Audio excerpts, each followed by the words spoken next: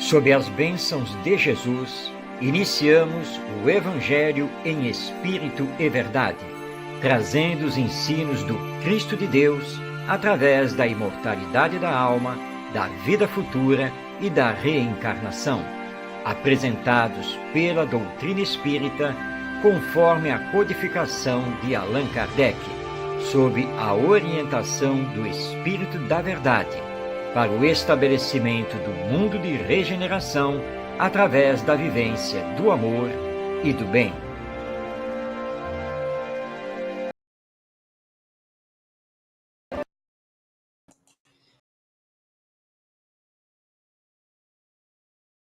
O Evangelho em Espírito e Verdade, trazendo para todos nós os ensinos do nosso Mestre Jesus, estudados através da doutrina espírita.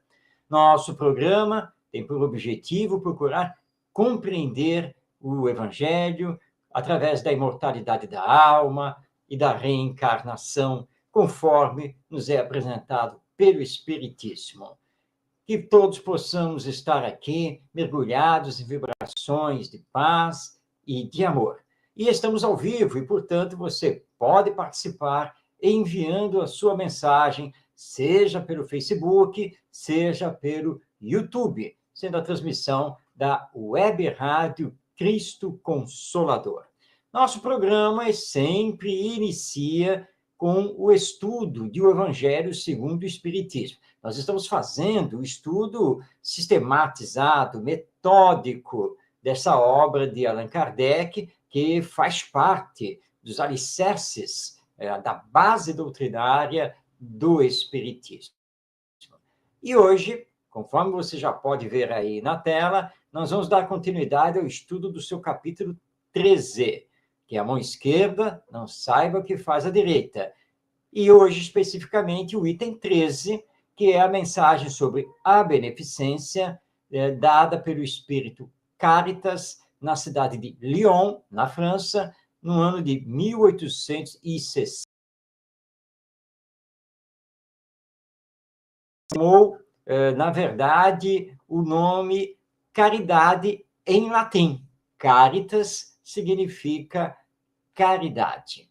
Vamos, então, passar a palavra a esse Espírito numa mensagem muito tocante, muito repleta de sentimento. E nós, então, colocamos aqui nos slides 2 destaques do texto do Espírito Caritas, e, claro, já deixando aqui o convite para que você depois pegue o Evangelho segundo o Espiritismo, lá no seu capítulo 13, item 13, para a leitura completa da mensagem do Espírito Caritas. Vamos, então, aqui ao primeiro destaque. Ela inicia dizendo: chamo-me caridade. Sou o caminho principal que conduz a Deus. Segui-me, porque eu sou a meta a que vós todos deveis visar. Fiz nesta manhã o meu passeio habitual, e com o coração magoado venho a dizer-vos: ó, meus amigos, quantas misérias, quantas lágrimas, e quanto tendes de fazer para secá-las todas. Inutilmente tentei consolar as pobres mães, dizendo-lhes ao ouvido: coragem. Há corações bondosos que velam por vós, que não vos abandonarão. Paciência. E vós sois as suas amadas, as suas eleitas. Elas pareciam ouvir-me e voltavam para mim os seus grandes olhos assustados. Eu lia em seus pobres semblantes que o corpo, esse tirano do espírito, tinha fome, e que, se as minhas palavras lhes tranquilizavam um pouco o coração, não lhes saciavam o estômago. Então eu repetia: coragem, coragem. Em Caritas está nos trazendo um depoimento.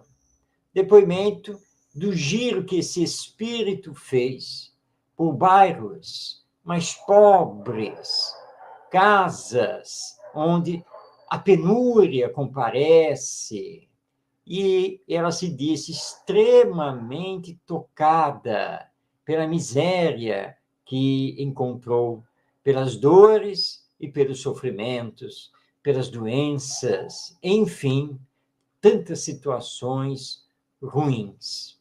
Mas Cáritas está desencarnada. Então, desse giro, ela só pôde fazer a caridade moral, ou seja, consolar as mães, vendo os seus filhos passando fome, pedindo o que comer.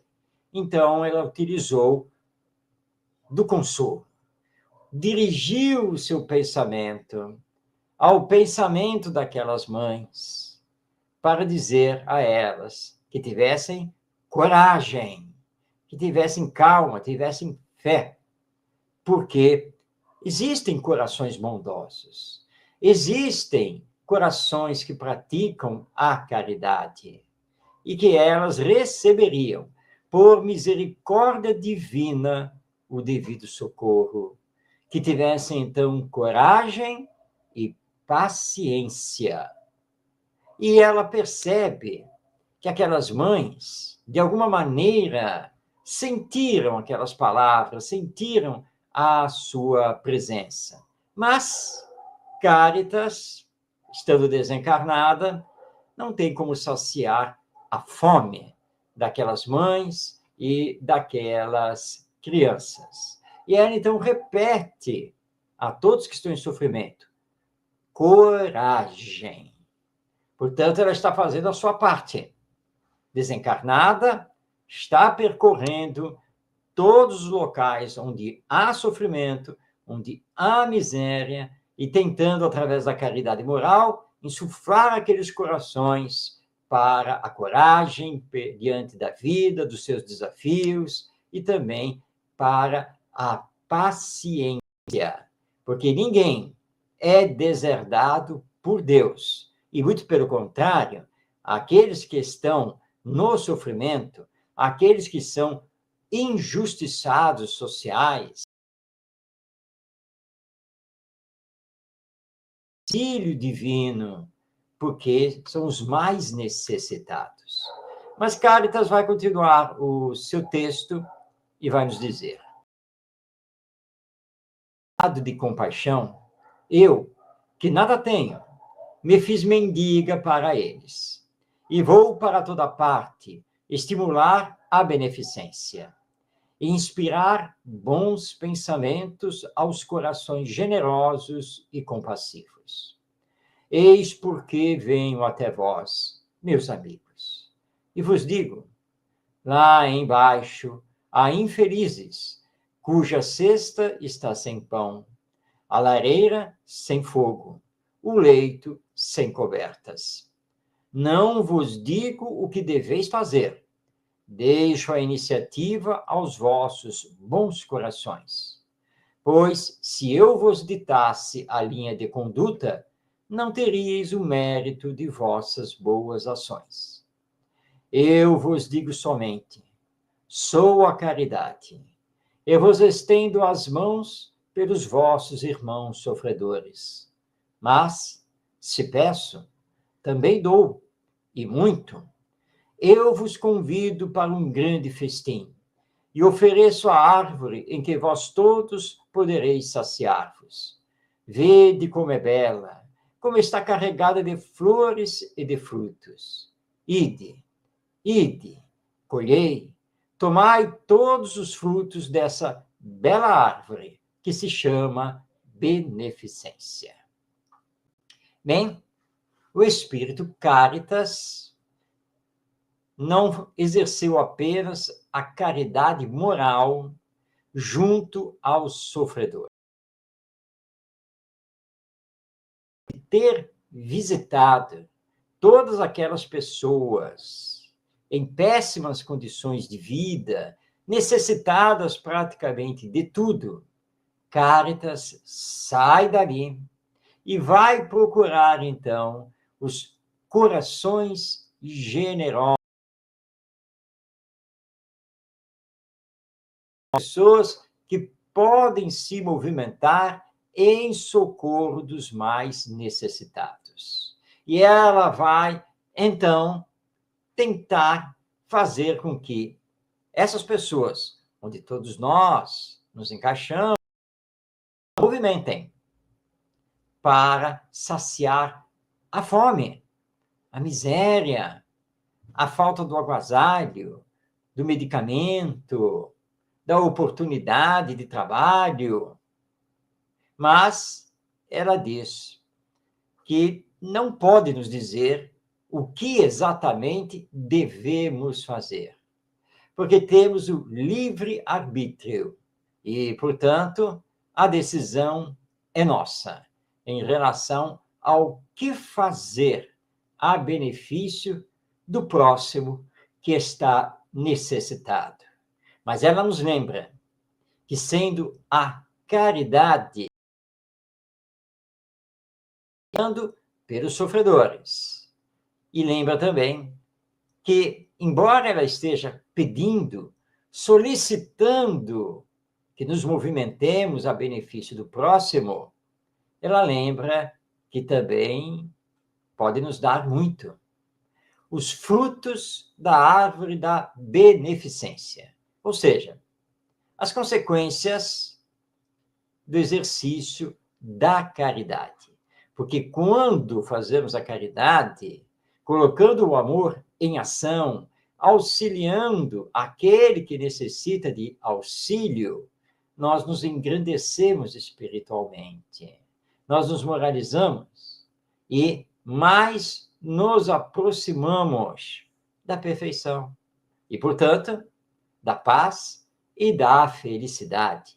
E não existem frutos mais saborosos, empolgantes do que esses, que a caridade, que a beneficência vão nos entregar, que é o encontro conosco mesmo, com a nossa divindade, o encontro com a felicidade como consequência das ações caridosas a benefício do próximo. E ela, então, está aqui fazendo um apelo para que possamos nos movimentar, para que possamos trabalhar pela justiça social, para que possamos minimizar as dores, os sofrimentos, para que possamos trabalhar por uma sociedade humana mais justa, mais equilibrada. E aí, nós vamos receber 100 por 1 pela caridade que realizamos. E é por isso, então, que Allan Kardec nos diz, em O Evangelho segundo o Espiritismo, que fora da caridade não há salvação. E nós já estudamos aqui no programa a existência tanto da caridade moral quanto da caridade material. Muitas vezes nós não temos a condição de realizar a caridade material. Não temos os recursos financeiros que nos permitam doar cestas de mantimentos, por exemplo, mas podemos estender a palavra amiga, podemos nos voluntariar num trabalho que beneficia os mais pobres, podemos orientar, apoiar. É a caridade do ponto de vista moral. E todos nós podemos fazer, não é mesmo? Então, está aí para a nossa reflexão esta mensagem do Espírito Caritas, no item 13 do capítulo 13 do Evangelho segundo o Espiritismo, falando para todos nós sobre a necessidade da beneficência e as suas boas consequências, tanto para nós quanto para os outros. Não esqueçamos, então, de nos movimentar pela caridade. Nós vamos continuar o estudo do Evangelho segundo o Espiritismo, semana que vem, porque agora está na hora de trazermos o livro O Espírito do Cristianismo, de Caibal Schutel, publicação da Casa Editora O Clarim. O livro está aqui em nossas mãos, nós vamos fazer a utilização dele. Hoje, nós vamos aqui estudar o seu capítulo 39. Esse capítulo tem por título O Pacto da Traição. Caibar Schutel inicia este capítulo, este estudo, transcrevendo do Evangelho segundo Mateus, os versículos 14 a 16 do capítulo 26. Está aí na tela, vamos acompanhar. Então, um dos 12, ou seja, está se referindo aos 12 discípulos, chamado Judas Iscariotes, procurou os principais sacerdotes e lhes disse: Que me quereis dar, e eu vou-lo entregarei? E eles lhe passaram 30 moedas de prata. Desde então, Judas buscava oportunidade para o entregar, ou seja, entregar Jesus. Então, essa passagem dentro da narrativa de Mateus. Vamos passar, então, agora a palavra a Caibar Schutel. Nós vamos ler um trecho do seu comentário a respeito dessa cena tão conhecida, da famosa traição de Judas. E nós vamos aqui fazer todo um comentário à luz da doutrina espírita. Vamos, então, primeiramente, ao que nos diz Caibar Schutel. A história do cristianismo não poderia ficar completa sem o pacto da traição. Sem as trevas, não brilharia a luz. Seria apreciar o valor da saúde. Sem a dor, nenhum efeito teria a felicidade. Sem a guerra, a paz não poderia fazer prevalecer os seus princípios. Valorizar a lealdade, a sinceridade, o verdadeiro afeto. O pacto da traição traz uns grandes ensinamentos morais e espirituais. Se não fosse, nossa pena se negaria a relembrar a figura que o pobre Judas Iscariotes exerceu na vida do Cristo. Justamente no momento em que mais tinha de dar provas de seu espírito de gratidão e de sinceridade para com aquele que o havia recolhido tão benevolamente no seu grêmio e tão substanciosas lições lhe havia prodigalizado. Mas passemos à análise dos trechos evangélicos que resumem este escrito e observemos-los detidamente, sem prevenção de espírito, como quem deseja, de fato, respigar na seara evangélica, aproveitando o suco benéfico de seus frutos amadurecidos. Já por mais de uma vez, temos salientado o papel que os sacerdotes têm representado em face da religião. Trabalho contínuo do destruidor, do conspurcador da fé, do aniquilador da caridade, do exterminador da esperança, em cujos altares erige deuses estranhos, de cujas cátedras impõe dogmas que constituem a antítese de todos os princípios da moral. Os sacerdotes de todos os tempos representam a rebeldia contra a lei de Deus. Basta passar uma vista de olhos na história da religião para ver a luta acirrada que tem havido entre a classe sacerdotal e o ministério dos profetas. Enquanto estes fazem reboar pelo mundo inteiro o verbo divino, convidando os homens à espiritualidade, aqueles, cheios de orgulho de saber, prepotência e ambição de poder, materializam as almas ao ponto de o culto a Deus ser substituído pelo culto a Mamon. Rebeldes, insubmissos às mensagens do alto e dos missionários, que nos vêm anunciar a nova da redenção, têm eles sido, em todas as épocas, os carrascos dos gênios que nos vêm falar em nome de Deus. Estava próxima a festa da Páscoa, diz o Evangelho, e os principais sacerdotes e escribas planejavam meios para tirar a vida de Jesus. Pois não seria a missão dos sacerdotes darem a vida a Jesus? Qual o motivo que os levava a transviar a sua missão? É que Jesus não obedecia à religião judaica, não se submetia aos dogmas, aos cultos, aos sacramentos, aos preceitos do clero hebreu. Sua doutrina, toda espiritual, era a mais poderosa alavanca que vinha desenraizar todas essas exterioridades, essas crenças pré-concebidas e arcaicas que maculavam a religião. Por isso, era preciso exterminar o profeta de Nazaré, considerado um subversor das consciências, um partícipe de Beelzebub, sob cuja influência fazia milagres.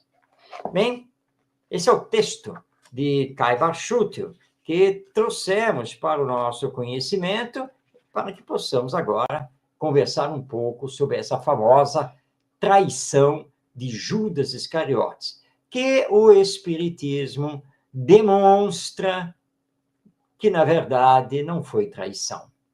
Judas reconhecia o Jesus missionário, o Jesus mestre, o Jesus Messias. Via em Jesus o grande guia espiritual do povo de Israel. Mas considerava que, para que isso de fato acontecesse, era preciso aliar esse poder espiritual representado por Jesus com o poder temporal, religioso, representado pelos sacerdotes judaicos, ou seja, os fariseus, os escribas e os saduceus, que compunham o sinédrio, que era a assembleia maior do povo judeu. Judas não traiu Jesus, mas foi traído pelos sacerdotes, que prometeram a ele dar todo o apoio e proteger Jesus, para que houvesse a rebelião contra o Império Romano, e aí Jesus poderia dirigir espiritualmente o povo escolhido de Israel. Mas os sacerdotes queriam mesmo, era simplesmente prender a Jesus e eliminá-lo, levá-lo à morte. E Kai Barchutel nos lembra que o papel do religioso, do sacerdote, que representa uma religião, é o papel de dar vida a todos, de defender os princípios morais da religião. Ora, Jesus representava Deus, nosso Pai. Jesus representava os ensinos morais, dos quais éramos e ainda somos necessitados. Mas Jesus não se conformava com os rituais, não se conformava com o já estabelecido de dogmas, e assim por diante. E isso irritava profundamente os sacerdotes judeus, porque Jesus não obedecia a ninguém e mostrava uma sabedoria, uma moral acima de todos e de tudo.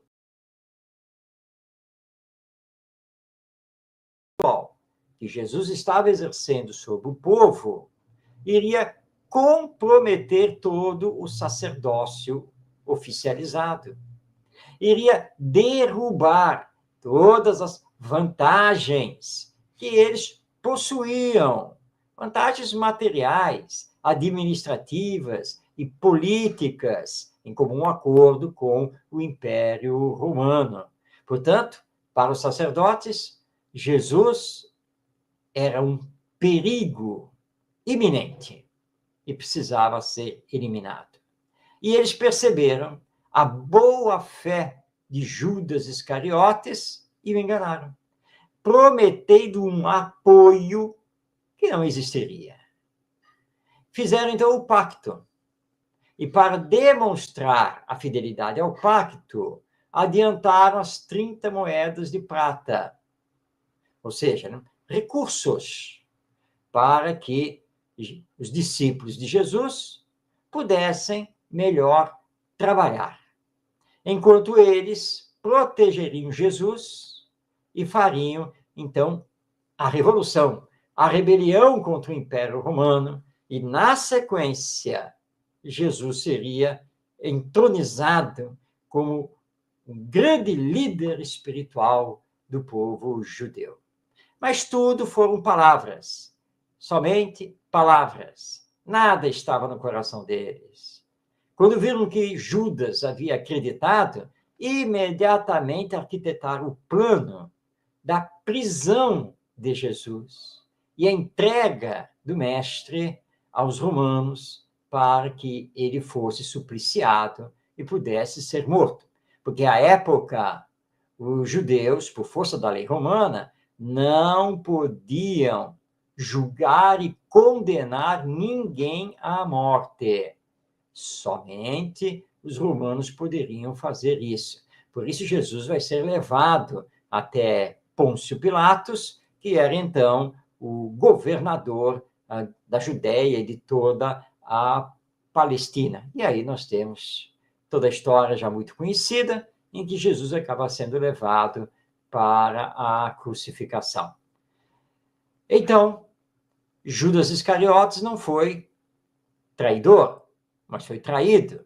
E tanto não foi traidor que, quando ele viu o que estava sucedendo, e que os sacerdotes do Sinédrio não estavam nem aí com Jesus, ele tentou desfazer o acordo. Riram na cara dele. E ele, atarantado, desolado, percebendo o mal que tinha feito, ele vai cometer o suicídio através do enforcamento. Então, se ele fosse realmente um traidor, jamais teria cometido suicídio, nem teria tentado desfazer o acordo e devolvido as 30 moedas de prata. Esse é o entendimento que o Espiritismo tem, reconhecendo que Judas Iscariotes se deixou levar por uma fraqueza. Não exatamente a fraqueza do dinheiro, mas do poder, do sonho de libertação do povo judeu do jugo romano. Afinal de contas, eles consideravam que Israel era a nação escolhida por Deus e que, portanto, o povo judeu era o povo que seria salvo por Deus e que deveria, então, dominar os outros povos. Ele estava equivocado quanto a isso, e esse equívoco levou aos acontecimentos da prisão e da morte de Jesus. Mas, como o próprio mestre disse, era preciso que a lei fosse cumprida. Era preciso que a missão dele fosse encerrada nesse grande sacrifício para o bem de toda a humanidade. Claro que Judas poderia não ter sucumbido a esse equívoco, mas aconteceria, então, de uma outra forma. E foi justamente a crucificação de Jesus que expandiu o cristianismo para todo mundo, que reforçou a fé, a crença de todos os seguidores de Jesus. E aqui estamos, até os dias de hoje, tentando seguir as lições do Evangelho. Então, hoje, nós estudamos do livro O Espírito do Cristianismo, esta passagem do Evangelho de Mateus, do capítulo 26, versículos 14 a 16, quando ele nos fala da chamada traição de Judas Iscariotes. Semana que vem, vamos trazer aqui para o programa O Evangelho em do Novo Testamento e vamos ouvir a palavra balizada de Caiba Schutel para o nosso melhor entendimento. Mas agora nós vamos passar à terceira parte do nosso programa, quando estudamos as cartas de Paulo de Tarso. E fazemos esse estudo utilizando os comentários do Espírito Emmanuel através do médium Chico Xavier. Nós já estudamos a carta aos Romanos e agora estamos estudando a primeira carta aos Coríntios. Vamos então ver o que Emmanuel nos reservou para hoje, dessa primeira carta aos Coríntios. Vamos colocar aqui na tela. Aqui está, é o versículo 12 do capítulo 2. E ele escreve: quanto a nós, não recebemos o Espírito do mundo, mas o Espírito que vem de Deus. É bem incisiva essa fala de Paulo de Tarso. O comentário de Emmanuel está no livro, está aqui na tela, Vinha de Luz, publicação da Federação Espírita Brasileira. Esta edição que está aqui nas minhas mãos já é uma edição mais antiga. Hoje tem também o formato, um tamanho grande e com outra capa, mas o conteúdo é o mesmo. E nós encontramos o comentário de Emmanuel no capítulo 106 do livro Vinha de Luz. E ele faz o seguinte comentário com o título: como cooperas? É uma pergunta, ele está nos perguntando, como cooperamos? E ele então comenta: lendo a afirmativa de Paulo, vamos recordar? Nós, porém, não recebemos o Espírito do mundo, mas o Espírito que provém de Deus.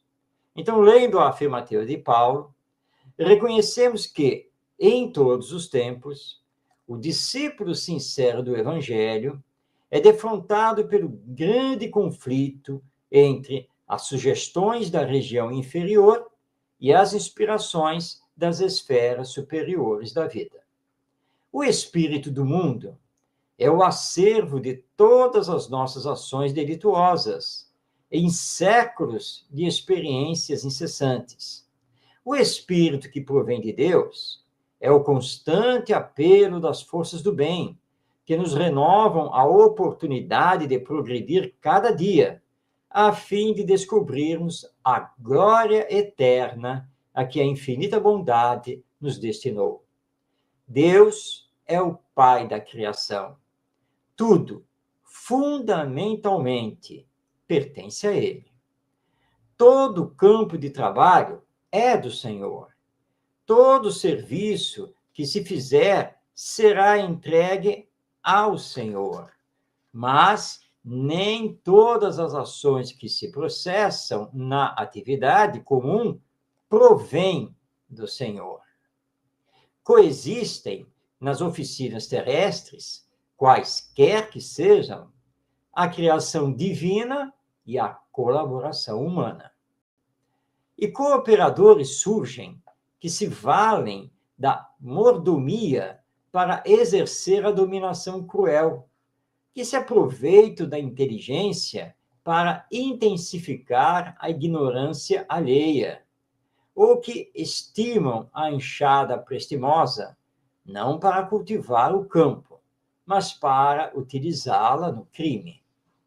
O cientista, no conforto do laboratório, e o marinheiro rude, sob a tempestade, estão trabalhando para o Senhor. Entretanto, para a felicidade de cada um, é importante saber como estão trabalhando. Lembremos-nos de que há serviço divino dentro de nós e fora de nós. A favor de nossa própria redenção, é justo indagar se estamos cooperando com o espírito inferior que nos dominava até ontem, ou se já nos afeiçoamos ao espírito renovador do Eterno Pai. Bom, esse é o comentário do nosso querido benfeitor Emmanuel a partir, então, desta frase de Paulo de Tarso: quanto a nós, não recebemos o Espírito do mundo, mas o Espírito que vem de Deus.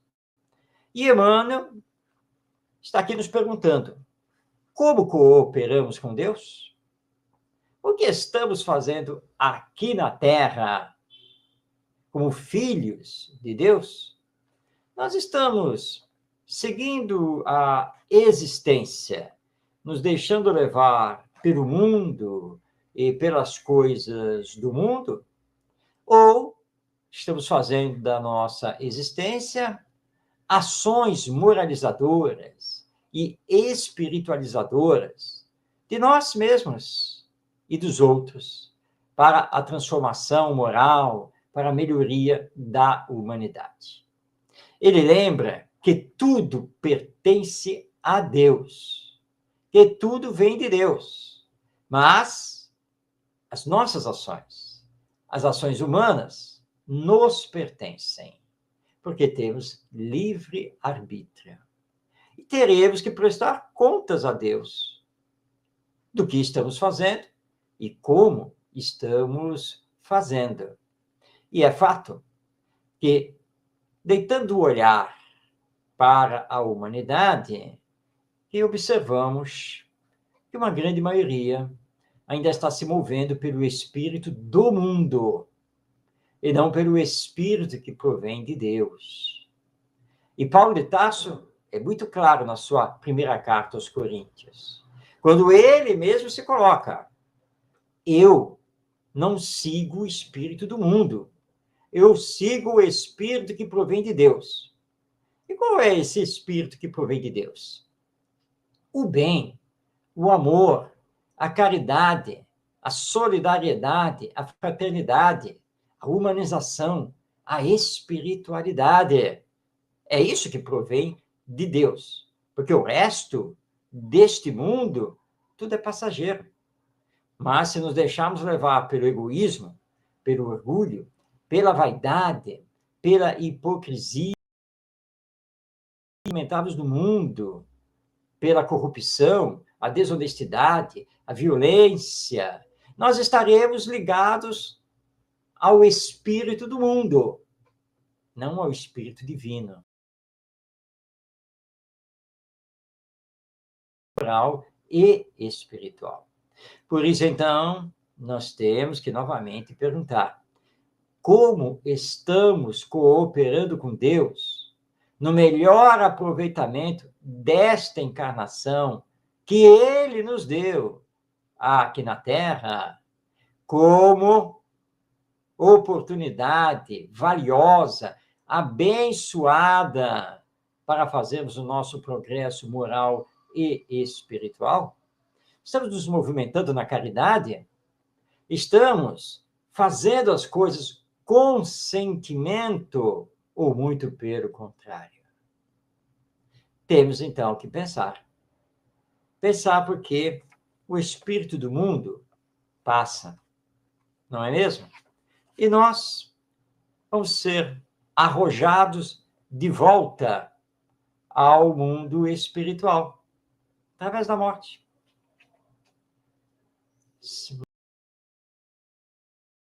Não teremos mais o dinheiro, as propriedades, enfim, nada que é da matéria.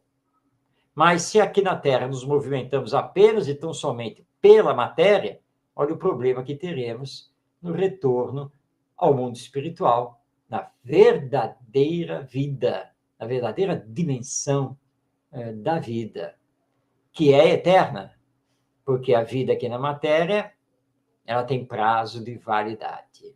Então, não deixemos sempre de nos perguntar: com Deus? Assim, então, nós fizemos este estudo, já entrando no capítulo 2 da primeira parte, da primeira carta, ou epístola, de Paulo de Tarso aos Coríntios. Nós vamos continuar esse estudo semana que vem. Próximo programa, o Evangelho em Espírito e verdade. Bom, agora vamos àquele intervalo que é dedicado à dica literária espírita, a obra da psicografia do nosso querido Chico Xavier. Hoje, está aí na tela, a nossa indicação é o livro Família de Espíritos Diversos, todos eles psicografados por Chico Xavier, reunindo mensagens, textos em torno de assuntos ligados ao lar, à família. Portanto, é uma obra muito importante, ainda mais nos dias atuais, com tantos problemas de relacionamento, de convivência. E esta obra é um verdadeiro roteiro, né? Um roteiro iluminado para nos orientar na palavra de Emmanuel, André Luiz e outros espíritos. Não deixe de conhecer essa obra, Família de Espíritos Diversos, através do Chico Xavier. É uma publicação da Casa do Centro Espírita União, lá de São Paulo, a editora Céu. Então, está aí a dica literária de hoje. Vamos, então, agora, chegando no último bloco do nosso programa, passar a palavra a José Herculano Pires. Você que nos acompanha já sabe que o encerramento do programa não é feito exatamente por nós, nós temos as palavras finais, mas sim pelo José Herculano Pires. Ele teve, entre os anos de 1970 e 1974, ele teve o programa No Limiar do Amanhã, na Rádio Mulher de São Paulo, capital. E o encerramento do programa era feito com um comentário sobre uma passagem do Evangelho, ou Novo Testamento. E eu devo confessar a você que está aí nos acompanhando, porque eu sou nascido em São Paulo, capital, onde vivi até os meus 22 anos, eu não cheguei a ouvir o programa No Limiar do Amanhã. Em 1970, eu estava com 15 anos de idade. Já estava engajado no Centro Espírita, estudando a doutrina espírita, mas não tive a oportunidade, na época, de acompanhar o programa. Mas boa parte dos áudios foram resgatados, digitalizados, estão disponíveis na internet, especificamente no site da Fundação Herculano Pires. E nós pudemos, então, editar esses áudios para trazer para o nosso programa exclusivamente os comentários de Herculano Pires acerca do Evangelho. Esses comentários também foram transcritos e publicados no livro que está aí na tela, O Evangelho de Jesus em Espírito e Verdade, da editora Paideia. Então, você pode ouvir, mas pode ler também. Vamos, então, passar a palavra ao nosso querido José Herculano Pires.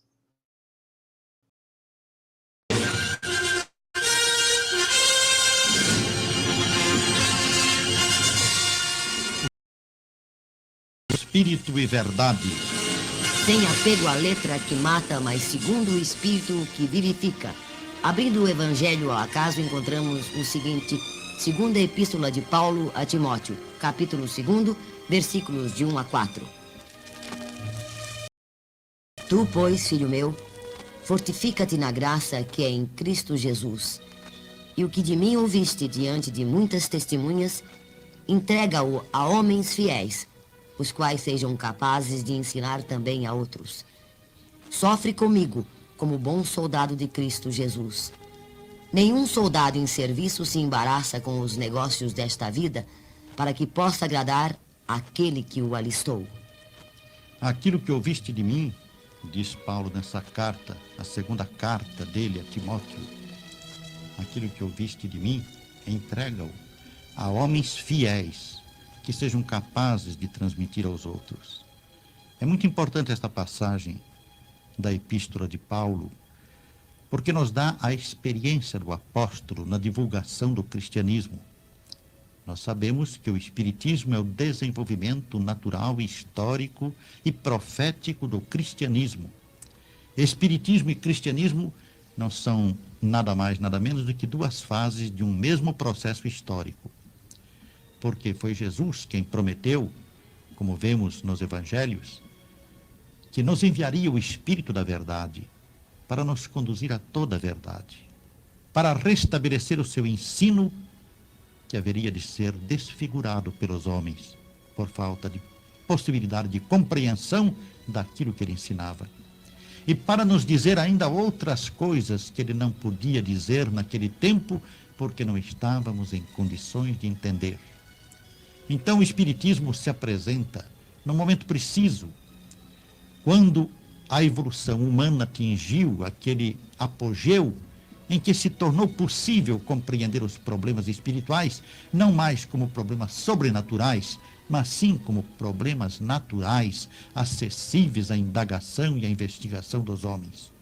Assim, o Espiritismo, quando a humanidade atingiu esse ponto, pôde aparecer e desenvolver-se. Os fenômenos espíritas sempre existiram, desde todos os tempos, como nós vemos na Bíblia, que é um dos maiores repositórios de fenômenos espíritas que existe em todo o mundo.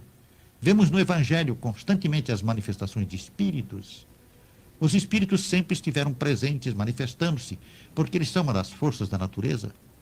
Assim como os micróbios só foram descobertos quando Pasteur, na sua pesquisa, conseguiu verificar a sua existência e provar, com muita dificuldade, com muita luta, porque ele precisou até fugir de Paris para não ser preso e condenado por ter provado que as infecções provinham dos micróbios.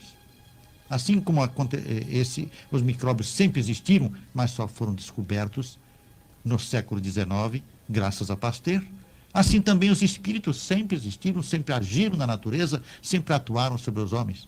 Mas somente quando Kardec, o Pasteur do espírito, descobriu precisamente a existência do espírito e conseguiu determinar as leis através das quais os espíritos se comunicam com os homens e agem sobre os homens, só então o espiritismo se tornou possível. Assim, Paulo nos dá uma lição ao dizer ao seu discípulo Timóteo que confiasse a verdade que ele havia conhecido de Paulo, pois que Paulo foi o seu mestre, o seu instrutor, que confiasse esta verdade a homens fiéis. Por que homens fiéis? Porque já naquele tempo havia os que desfiguravam o ensino de Jesus, o ensino do Cristo, deturpavam o cristianismo nascente. Então Paulo recomendava a Timóteo cuidado com aqueles a quem ele ia transferir a verdade que havia recebido, os ensinos recebidos de Paulo. Essa mesma condição se aplica hoje à divulgação do Espiritismo. Nós sabemos que no meio espírita, no processo de propagação do Espiritismo, encontramos muitos homens que não são fiéis. Não são fiéis à doutrina.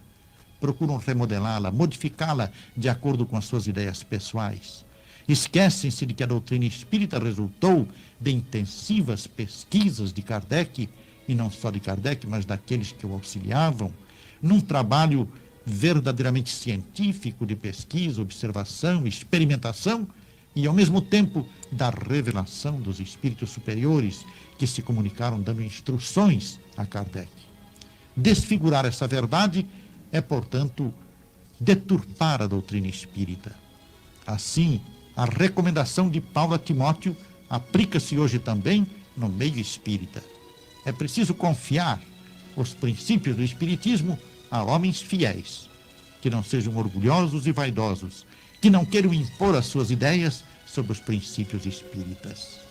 É a lição que o Evangelho aberto para este programa nos deixa.